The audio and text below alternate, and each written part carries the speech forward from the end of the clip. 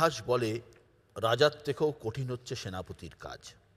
তৃণমূলের সেনাপতি হিসেবে নিজেকে কত নম্বর দেবেন? না, আমি সৈনিক। লোকে সেনাপতি বলতে পারে, আমি সেনাপতি মানি না, আমি সৈনিক।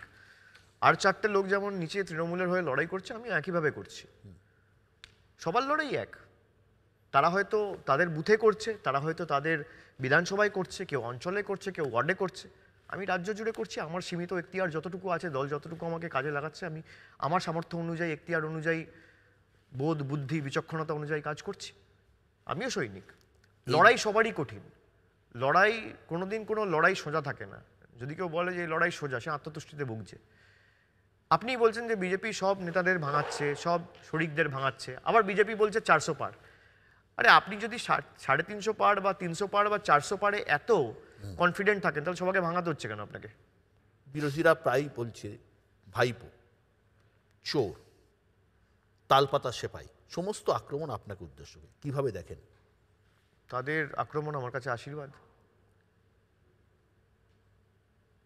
তারা যত আক্রমণ করবে আমি স্বাগত জানাই, কোনো অসুবিধা নেই। আমি খালি এটুকু বলেছি আপনি নাম ধরে আক্রমণ করুন। কেউ কেউ আবার বলেছে যে আমার নাম নিতেও তাদের অসুবিধা হয়, তাদের বিবেকে বাঁধে, দ্বিধাবোধ করে। দরকার নেই। তাদের মনে হয় বোধহয় আমার নাম গালাগালি। আমার নাম তো আমার বাবা মা রেখেছে, আমার গুরুজনে রেখেছে, আমার কাছে তো সেটা আশীর্বাদের মতো। এবং তারাও যদি আমাকে আক্রমণ করে, তাদের বয়স অনেক বড়, বয়সে তারা অনেক বড়, তারা গুরুজন, তাদের আশীর্বাদ, তাদের আক্রমণ আমার কাছে আশীর্বাদের মতো। আপনি আক্রমণ করুন, আমি মাথা পেতে নেবো। সম্প্রতি একজন তো আপনাকে তালপাতা সেপাইও বলেছেন। করুক, যত করবে আমি মাথা পেতে নেব। কিন্তু আমার বাবার চেয়েও বয়সে বড়, তাকে নিয়ে আমি কি বলি? রাজনীতিতে অবসরের বয়স থাকা উচিত, বয়সের সঙ্গে কর্মক্ষমতা কমে, আমি 60-এর আগে রিটায়ারমেন্ট নেব, এগুলো আপনারই মন্তব্য। আমি এখনো তাই বলছি। আমি আমার অবস্থান পাল্টাই না। আমাকে যারা চেনে জানে, আমি 10 বছর আগেও যা বলতো আমি আজও তাই বলবো। আমি ভেবেচিন্তে কথা বলি। বাংলায় কথা আছে, ভাবিয়া করিও কাজ, করিয়া ভাবিও না। আমি ভেবে কথা বলি। আমি মনে করি 60-এর আগে রিটায়ারমেন্ট নেওয়া দরকার। এবার অনেকে এটা নিয়ে জলঘোলা করে, তার মানে মমতা ব্যানার্জির রিটায়ারমেন্ট নেওয়া দরকার। আমি বলছি না, সব ক্ষেত্রে এক্সেপশন থাকে। প্রধানমন্ত্রী রিটায়ারমেন্ট নেওয়া দরকার, আমি বলছি না। তার কারণ প্রধানমন্ত্রী যে পরিশ্রম করে, আজকে তার বয়স হয়তো 72, 73, অনেকে 30 বছরের অনেক যুবক, 20 বছরের অনেক যুবক, বা 40 বছরের অনেক লোক, 45 বছরের লোক সে পরিশ্রম করতে পারবে না। একইভাবে মুখ্যমন্ত্রী যে পরিশ্রম এই বয়সে করে, 20 বছরের যুবক বা 18 বছরের তরুণ বা 50 বছরের লোক বা 40 বছরের লোক পারবে না সে পরিশ্রম করতে। প্রত্যেকটা ক্ষেত্রেই এক্সেপশন থাকে।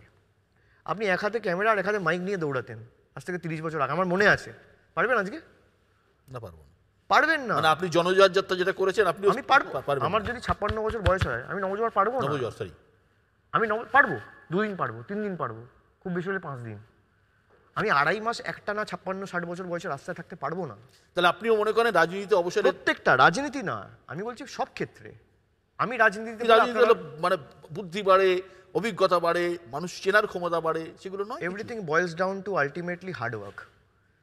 সব কিছু তো কর্মক্ষমতার উপর। আপনার বুদ্ধি, এত বুদ্ধি, আপনি কাজই করতে পারছেন না, তাহলে লাভ কি আপনার বুদ্ধির? আপনার এত অভিজ্ঞতা, এত কিছু, এত বিচক্ষণ, আপনি কাজ করতে পারছেন না, শরীর আপনাকে সাহায্য করছে না, শরীর আপনার সাথ দিচ্ছে না, তাহলে কি হবে আপনার বুদ্ধি নিয়ে? আমি সে কারণে বলছি, আমি কাউকে ছোট করছি না। আমাদের অভিজ্ঞতা দরকার, আমাদের বুদ্ধি দরকার, আমাদের এক্সপিরিয়েন্স দরকার, আমাদের উইজডম দরকার, আমাদের ইন্টেলেক্ট দরকার, সব দরকার। কিন্তু তার সাথে যেটা সব থেকে গুরুত্বপূর্ণ, সেটা হচ্ছে কর্মক্ষমতা। আজ থেকে 10 বছর পর নিজেকে কোন জায়গায় দেখতে চান? আমি কোথায় নিজেকে দেখবো সে আমি কি করে বলি? নিজেকে তো খালি আয়নার সামনেই দেখা যায়, আর তো কোথাও দেখা যায় না। তো 10 বছর পর আমি মনে করি, আজকে 2024, মানে 2034-এর প্রশ্ন যদি আমাকে 24-এ আপনি জিজ্ঞেস করেন, তাহলে আমি বলবো যে নিশ্চিতভাবে খুব শীঘ্রই আমি আশাবাদী এবং মনে করি যে কেন্দ্রের সরকারের পরিবর্তন হবে। এবং 2034-এর প্রশ্ন আপনি যখন আমাকে জিজ্ঞেস করছেন, যে সেই সময়েও দেশে ধর্মনিরপেক্ষ, গণতান্ত্রিক, উন্নয়নমুখী এক সরকার থাকবে এবং তার চালিকা শক্তি হিসেবে বাংলার মানুষ এবং তৃণমূল কংগ্রেস অগ্রণী ভূমিকা পালন করবে, এবং সেই দলের একজন সৈনিক হিসেবে নিজেকে দেখতে চাই। এইটুকুই। দিল্লিতে সৈনিক হিসেবে বলেছি। সৈনিক মাটিতে থাকে, সৈনিক যুদ্ধ লড়ে, সৈনিক থেকে তো সেনাপতি, সেনাপতি থেকে রাজা হয়। আমি বাংলার মানুষের প্রতিনিধি হিসেবে থাকতে চাই। আমি সংগঠনে স্বচ্ছন্দ বোধ করি।